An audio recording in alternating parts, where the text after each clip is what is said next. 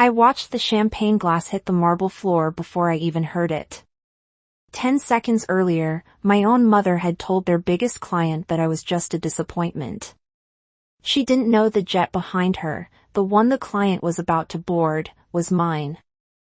I stood at the edge of the terminal lights, calm, collected every word she said, carving deeper than she realized.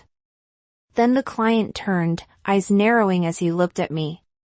"Wait, this is your daughter's company." And in that moment, everything they'd built on lies finally began to crack.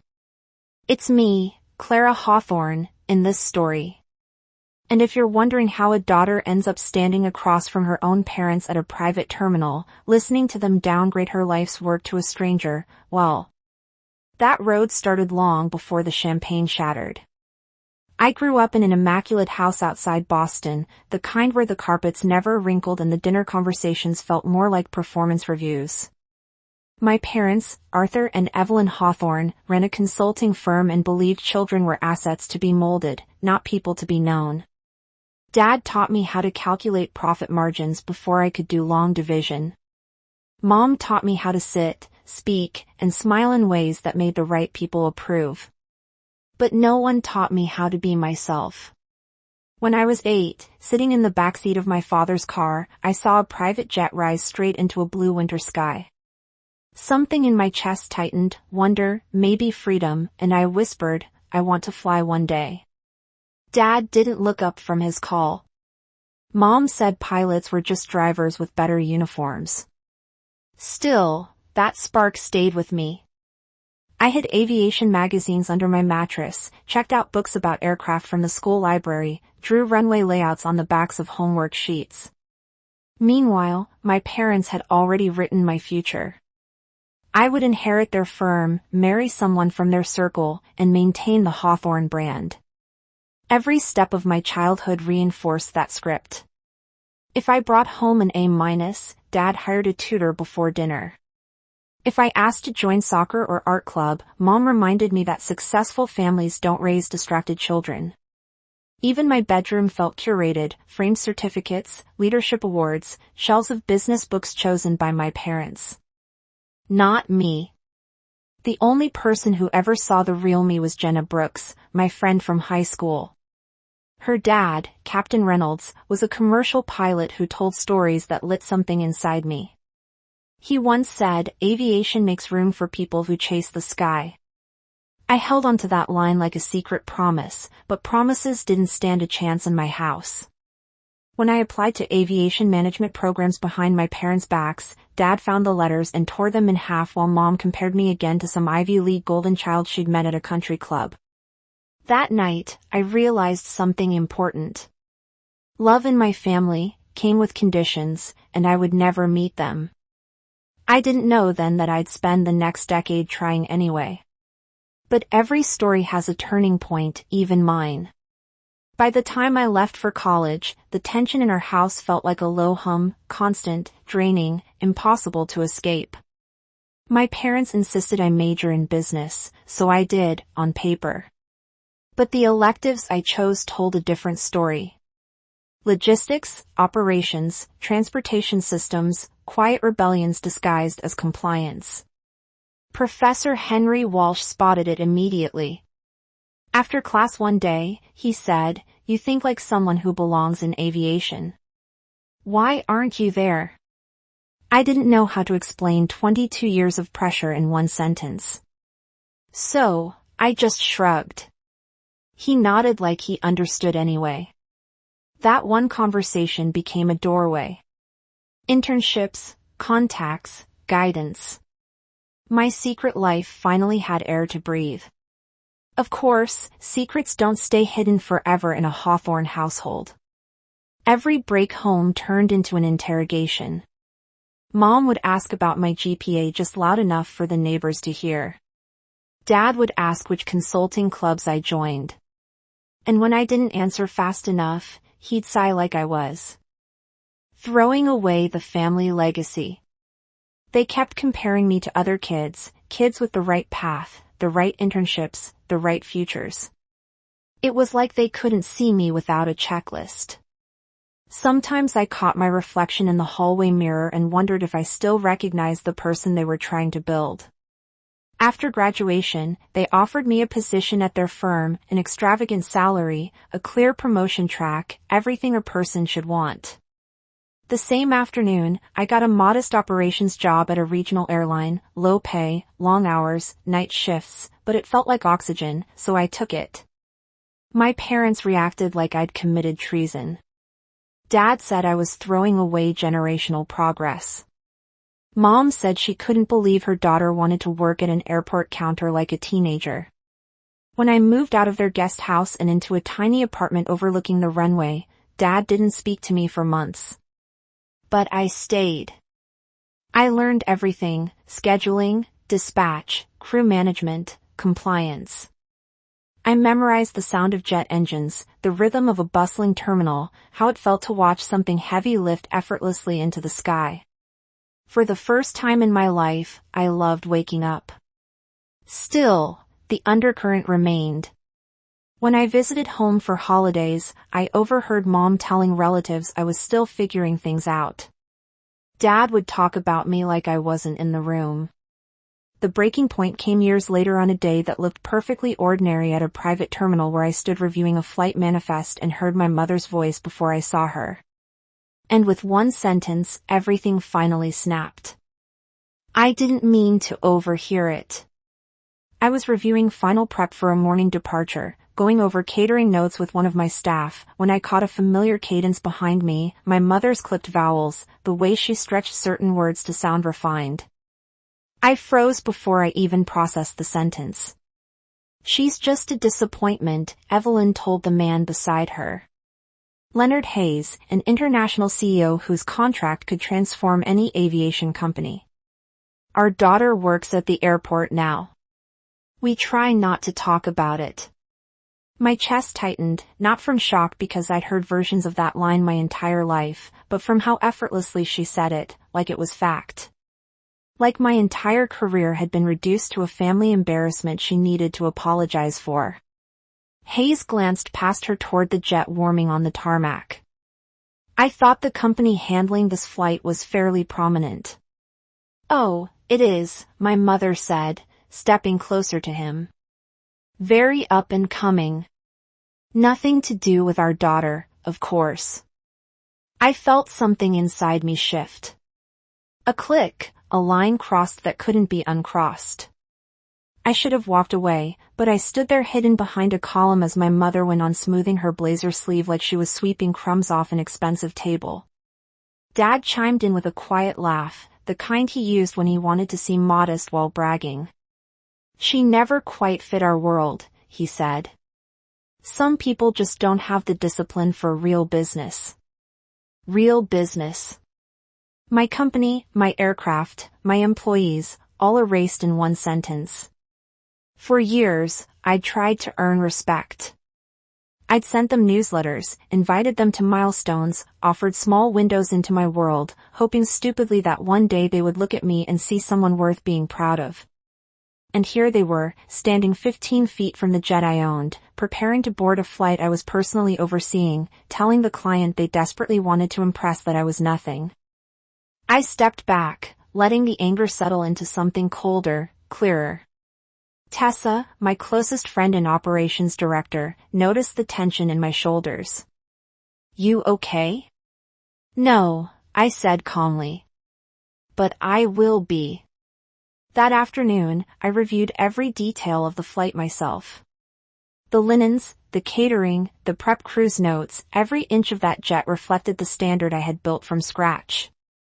And as I walked down the aisle, touching the leather seats, the polished wood trim, the small touches we'd become known for, something hardened inside me. The next time my parents talked about me like I didn't matter, they would be doing it in the cabin of the company they pretended didn't exist. I didn't need revenge. The truth would handle that for me. And as fate would have it, the truth was only one flight away. I arrived at the private terminal hours before the flight. Long before my parents' car would snake up the curb with that familiar self-importance glinting off the tinted windows. If I was going to face them, it wouldn't be as their daughter, the one they sculpted and criticized and diminished. It would be as the woman I built myself into, piece by piece, late night by late night, mistake by mistake, victory by victory. My staff moved around me efficiently. The prep team whispered final confirmations. Catering loaded the last trays. The pilots reviewed their checklists with calm familiarity. No one knew the personal storm heading their way, and I kept it that way. This wasn't about spectacle. It was about truth finally refusing to stay quiet.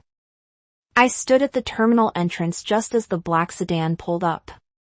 Even from behind the glass, I could see my mother's posture, perfect, poised, chin tilted just enough to signal perceived superiority. My father stepped out first, smoothing his suit jacket like he was entering a boardroom. Evelyn followed, her heels clicking in a rhythm I knew by heart. And beside them, stepping out last, was Leonard Hayes, rolling an overnight bag and already speaking about the agenda for Zurich.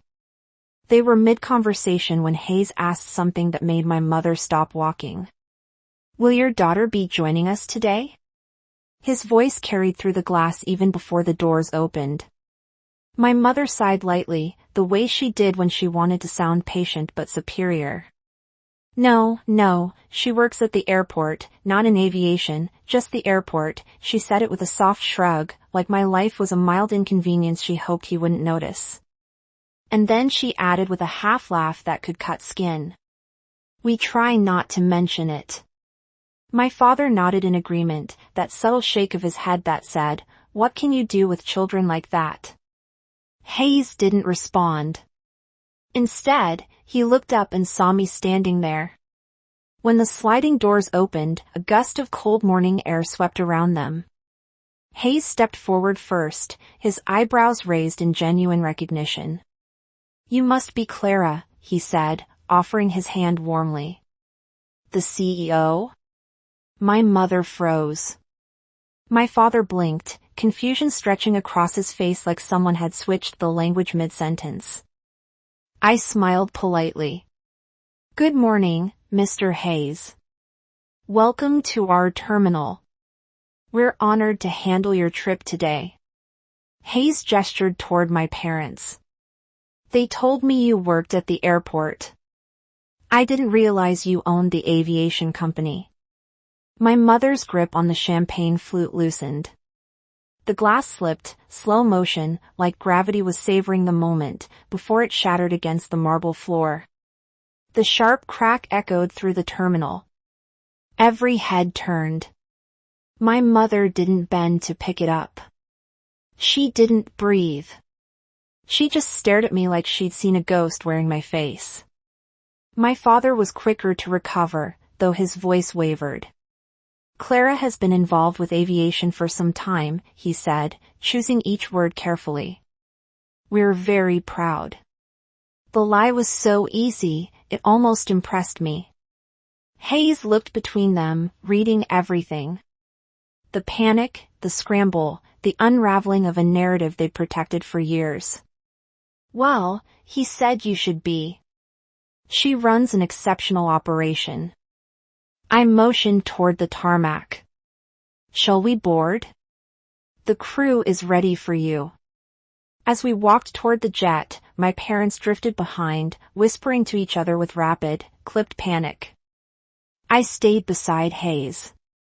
His curiosity seemed to sharpen with each step. "So, this is your newest?" he asked as we approached the gleaming jet. "It is," I said.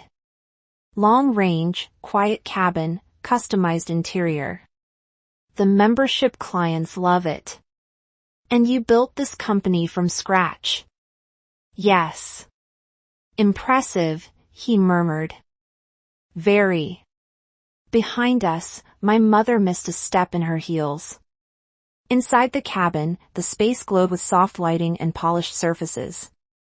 Hayes moved through with genuine interest, touching the seat leather, inspecting the conference space, noting the service touches.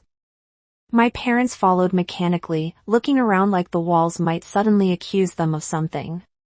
When we settled into the seating area for pre-flight briefings, my parents ended up across from me and Hayes. The arrangement felt too poetic to be coincidence. Years of emotional distance turned into physical placement. Hayes leaned forward. "Tell me, Clara, what inspired you to start a private aviation company?" I didn't sugarcoat it. I worked in operations for years. I saw gaps, pricing that made no sense. Service that was inconsistent, communication failures. I wanted something better, more transparent, more human. He nodded approvingly. "Exactly what drew me to your proposal." My mother cleared her throat. "We always knew Clara had potential," she said, her voice tight. "We encouraged her." I looked at her. Really looked. "Did you?"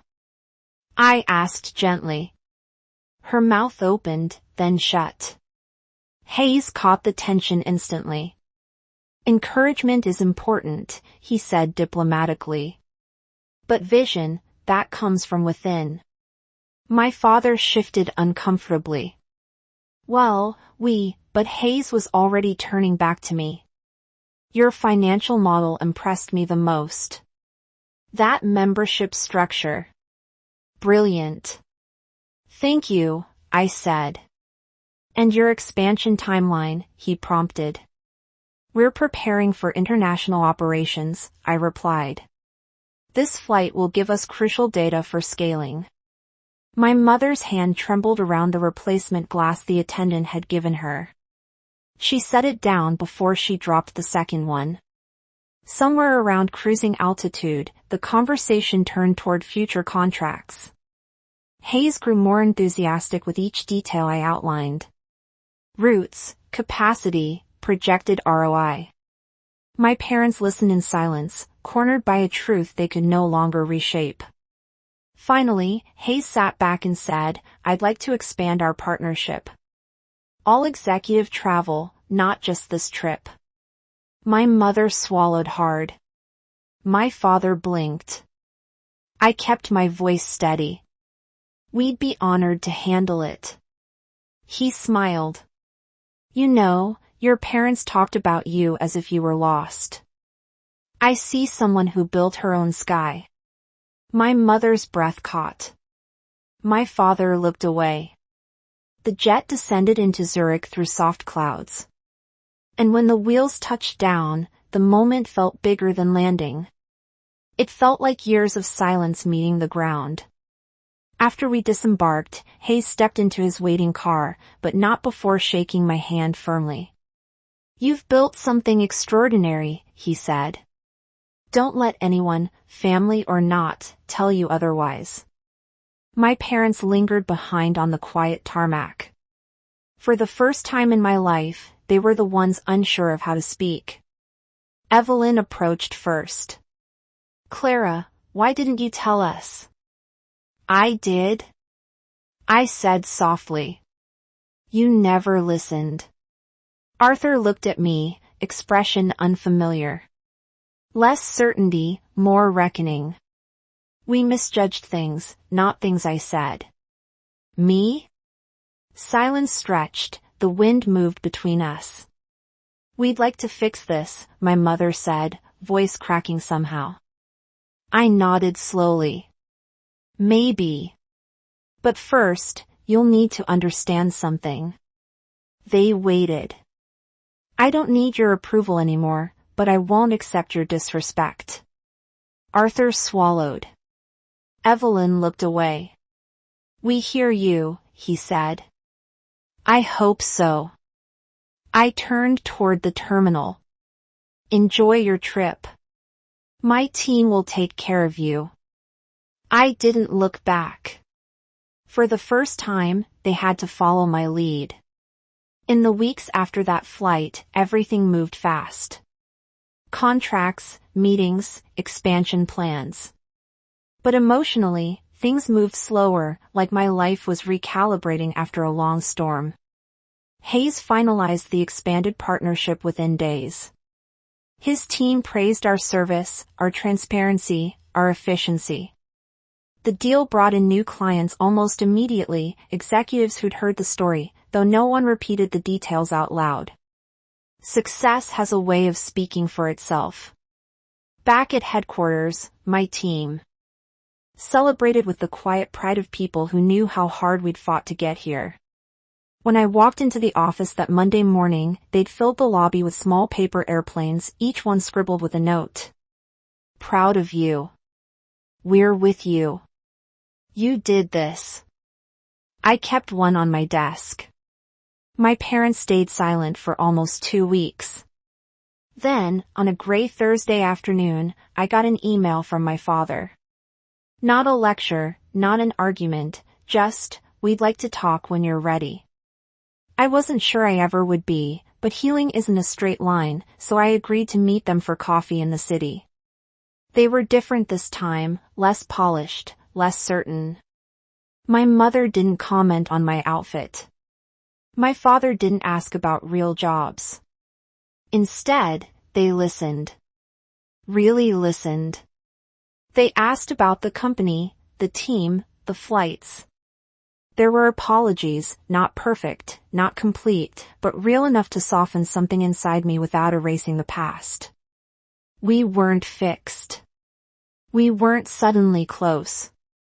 But for the first time, the distance between us wasn't a wound. It was a boundary.